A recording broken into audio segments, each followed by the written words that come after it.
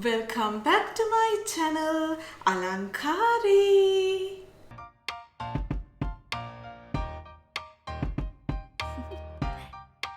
Do you want to know? අලංකාරිත් එක්ක එකතු වෙන මගේ යාළුවෝ ටික ඔක්කොම ගොඩක් ආදරෙන් පිළිගන්නවා. ඉතින් ඒත් එක්කම අදත් ගොඩක් ඉන්ටරෙස්ටිං රිවිව් එකක් තමයි අරගෙන ආවේ. It's none other than iPad Air. අද අපි රිවිව් කරන්න යන්නේ මෙන්න මේ අලුත්ම අලුත් iPad Air එක. ඉතින් ඒත් එක්කම අපි විස්තර ටිකක් හොයලා බලමු මොනවාද මේකේ තියෙන ෆීචර්ස් කියලා. ඒත් එක්කම iPad Pro එකත් එක්ක අපි කම්පෙයාර් කරලා බලමු මේ දෙකෙන් මොකක්ද හොඳ කියලා. ඉතින් ඒක ඔයගලන්ට iPad Air එකටද යන්නේ iPad Pro එකක්ද ගන්න කියලා තීරණය කරන්න ගොඩාක් උපකාරී වේවි. ඉතින් එහෙමනම් රැඳී සිටින්න වීඩියෝ එකත් එක්ක let's move on to the video. MacBook Pro 13 M1 එක තමයි මගේ day-to-day laptop එක. ඉතින් මම වීඩියෝ එඩිටින් කරන්නේ හැමදේම කරන්නේ මගේ MacBook Pro 13 එකෙන්. ඉතින් මම ඒකේ රිවිව් එකක් කරා. මම තව ටිකකින් දාන්නම් link එක උඩින්. ඔයගොල්ලෝ බැලුවේ නැත්නම් ගිහිල්ලා ඒ රිවිව් එකත් බලන්න කියලා ආරාධනා කරනවා. ඉතින් ඒත් එක්කම මම iPad Air 4th gen එක ලබා ගත්තා. මොකද ඒක ලබා ගන්න ප්‍රධානම හේතුව උනේ මං ගාව තියෙන තව device එකක් එක්ක තව gadget එකක් එක්ක use කරන්න screen එකක් අවශ්‍ය වීම නිසා. නමුත් මම හිතුවා review එකක් කරන්න ඕනේ මේකේ තියෙන features ඔයගලන්ට කියන්න ඕනේ කියලා. ඒ මම කියන gadget එක ඕනම photographer කෙනෙක්ට, videographer කෙනෙක්ට, ඒ වගේම YouTuber කෙනෙක්ට ඉතාමත්ම ලේසියෙන් ඔයාගේ කැමරාව හසුරවන්න පුළුවන්. ඔයා ඉන්න තැන ඉඳගෙනම ඒ සඳහා භාවිතා කරන දෙයක්. ඉතින් අපි ඒක ගැනත් review එකක් ළඟදිම කරමු. ඉතින් ඒකට මට screen එකක් අවශ්‍ය වෙනවා මගේ ළඟ තියාගෙන ඔපරේට් කරන්න කැමරා එක. ඉතින් ඒ සඳහා තමයි මම මේ iPad Air එක භාවිතා කරන්න යන්නේ. ඊට අමතරව ඔයා මේ iPad Air එක ලබා ගන්නේ මොන කාරණාව හන්දද? ඒකට මේක සුදුසුද කියන එක අපි දැන් බලමු. මුලින්ම අපි unboxing එකට යමු. ඊට පස්සේ අපි මේකේ තියෙන features ගැන කතා කරමු.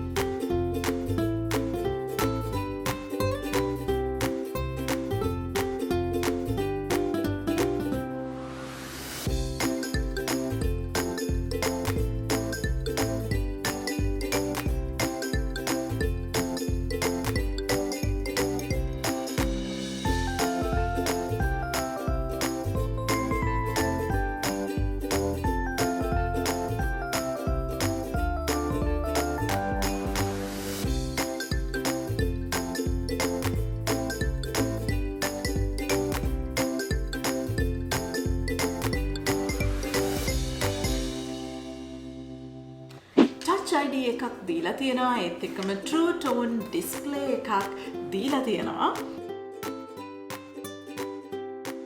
Apple Pencil එකත් එක්ක ඒ වගේම Magic keyboard එකත් එක්ක compatible. ඔයාට මේ iPad Air එක use කරන්න පුළුවන් ඒ දෙකත් එක්කම.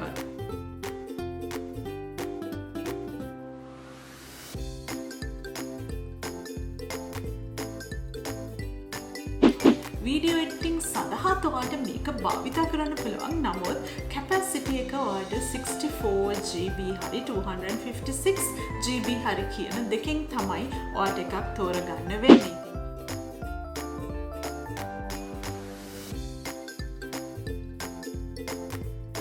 ෆොටෝ Photoshop Lightroom වල full version එක desktop version එක නැති වුණත් ඒව වලිනුත් වැඩ කරන්න මේ iPad එකෙන් ඔයාට අනිවාර්යෙන්ම පුළුවන්.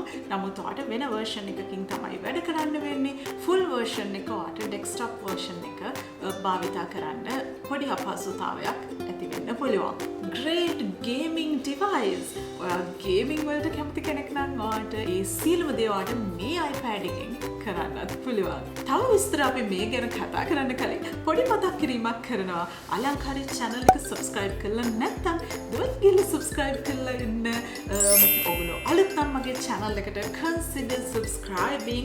ඉතින් මේ විදිහට මම ඔයගලන්ට unboxing videos තව ඉස්සරහටත් ගේන්න බලාපොරොත්තු වෙනවා. ඔයගොල්ලෝ unboxing videos, tech, gadget බලන්න කැමති අය නම් ඔයගොල්ලෝ වෙනුවෙන් මේ channel එකේ පොඩි ඉඩක් දීලා තියෙනවා. ඉතින් මගේ playlist එකක් තියෙනවා tech and gadget review කියලා. ඔයගලන්ට එකට ගියාට පස්සේ බලා ගන්න පුළුවන් මගේ studio setup එක upgrade කරන්න ගත්ත items හැම දෙයක්ම unboxing කරන විදිය. ඉතින් ඒකත් මතක් කරන ගමන් එහෙනම් අපි විතර දේවල් කතා කරමු.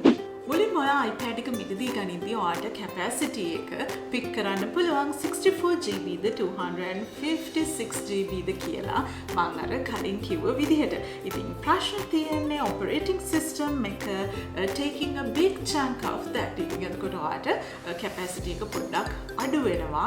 අනිවාර්යෙන්ම ඔයාට external SSD එකකට යන්න වෙනවා මම අර කලින් කිව්ව විදිහටම. ඉතින් මට තේරෙන්නේ නැහැ මොකද Apple සමාගම විසින් ඊට වඩා options මේ iPad එකට දුන්නේ නැත්තේ කියලා. සාමාන්‍ය ප්‍රයෝජනයට මේ මුදලත් එක්ක බලනකොට price point එක බලනකොට ඒක ගැන අපිට එච්චර complain කරන්නත් බෑ. ඉතින් කොහොම නමුත් ඔයාට ගොඩක් ඔයාට capacity එක අවශ්‍ය නම් 256 GB වලට යන්න පුළුවන්. කලර්ස් පහක් දෙනවා ඔයාට choose කරන්න.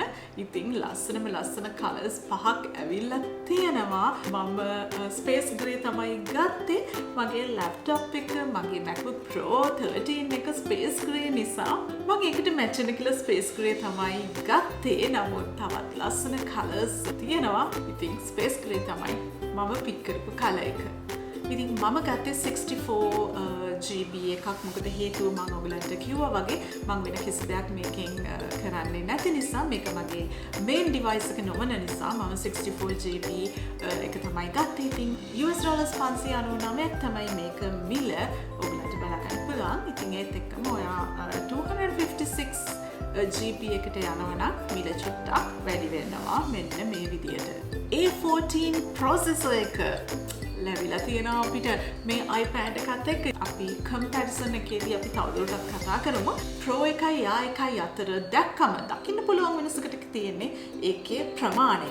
ඉතින් 10.9 inches තමයි එයා එක. ඒත් එක්කම 13 inch වෙනකන් ඔයාට යන්න පුළුවන් Pro එකට යනවා නම්. ඉතින් ඔන්න ඔය difference එක මේ දෙක අතර අනිවාර්යෙන්ම තියෙනවා.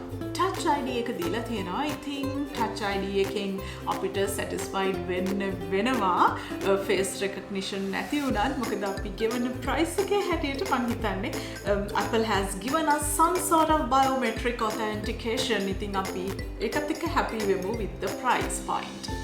ඉතින් ඊගව difference එක අපිට දකින්න පුළුවන්.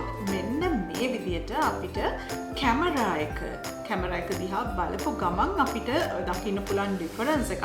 මොකද කැමරා එක 12 megapixel කැමරා එකක්, normal කැමරා එකක් තමයි අපිට iPad Air එකේ හම්බ වෙන්නේ. iPad Pro එකේ අපිට මෙන්න මේ විදියට කැමරා options බලා ගන්න පුළුවන්. ඉතින් no flash, no ultra wide දේවල් මොකුත් අපිට Air එකට ලැබෙන්නේ නැහැ. ඉතින් ඒක ඇත්තට ප්‍රශ්නයක් වෙන එකක් නැහැ මම හිතන්නේ. මොකද හේතුව අපි ටැබ්ලට් එකකින් ෆොටෝස් ගන්නවා ගොඩක් අඩුයි නේද? මම නම් වැඩි ෆොටෝස් ගන්නේ නැහැ ටැබ්ලට් එකකින්. ෆෝන් එකකින් ගන්නවා වගේ අපිට ෆොටෝස් ගන්නේ නැහැ වැඩි. ඉතින් ඒක නිසා මට නම් ඒක ඇත්තටම ප්‍රශ්නයක් නෙමෙයි. FaceTime වලට වගේ දේවල් වලට විතරක් කැමරා එක තිබ්බනම් හොඳටම ඇති කියලා හිතනවා. ඉතින් ඔයගොල්ලෝ මොකද හිතන්නේ? කමෙන්ට් එකක් දාන්න බලන්න පල්ලෙහා. ඔයගොල්ලෝ ආස iPad එකට මේ ඔක්කොම ෆීචර්ස් ටික අඩංගු වෙලා එන එකටද Pro එකටද ඔයගොල්ලෝ යන්නේ? එහෙම නැත්නම් Air එකටද ඔයගොල්ලෝ යන්නේ කියලා පොඩි කමෙන්ට් එකක් දාන්න මටත් දැනගන්න.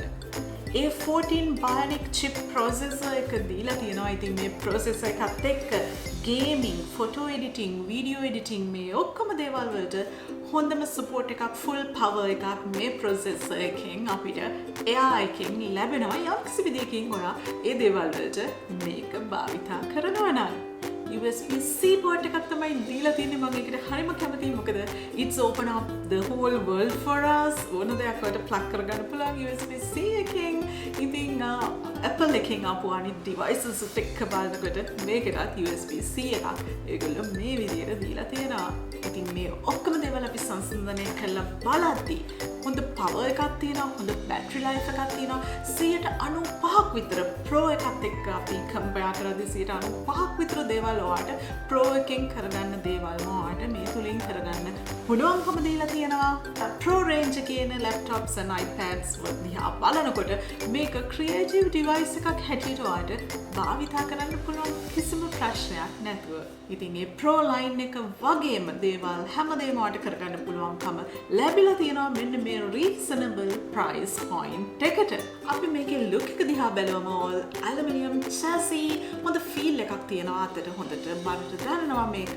ඒත් එක්කම sound system is really good, really great. Face ID එක දීලා නැහැ. ඉතින් එතනදී චුට්ටක් backwards ගිහිල්ලා තියෙනවා. touch ID එක තමයි අපිට දීලා තියෙන්නේ මේකත් එක්ක.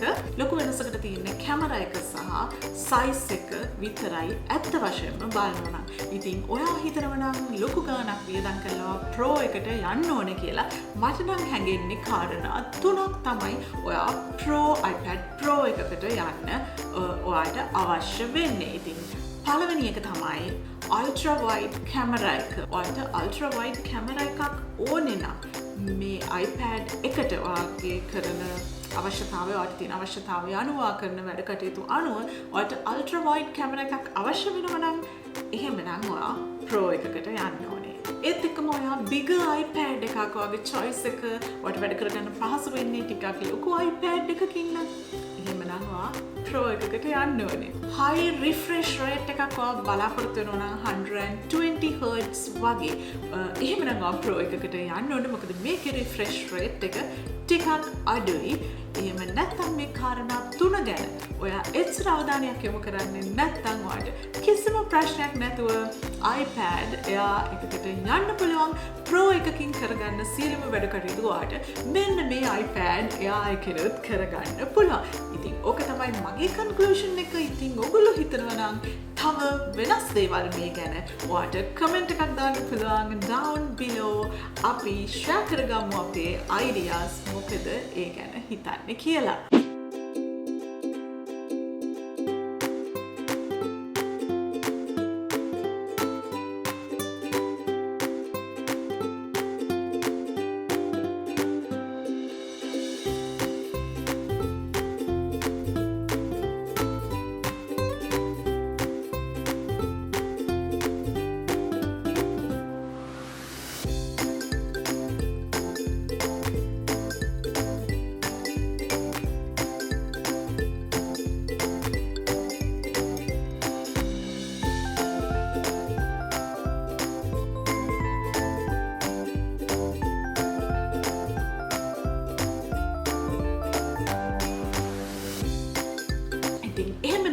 ඉස්සරහටත් තවත් ගොඩක් වීඩියෝස් අරගෙන එනවා ඔයගොල්ලෝ වෙනුවෙන්. ඉතින් මම අර කියපු ගැජට් එක ඒක ඉක්මනින්ම ඔයගලන් වෙත අරගෙන එන්න බලාපොරොත්තු වෙනවා. ඒත් එකම මතක් කරනවා ගොඩක් ආදරෙන් අලංකාරී channel එක subscribe කරලා යන්න කියලා. ඒත් එක්කම අලංකාරී fans තුලින් Instagram, Facebook හරහා මාත් එක්ක සම්බන්ධ වෙන්නත් පුළුවන්. ඉතින් එහෙමනම් ඊගව දවසේ තවත් ලස්සන වීඩියෝ එකකින් ඔයගොල්ලෝ හම්බෙන්න එනකන් ගිහිල්ලා එන්න. මම දුෂී. bye.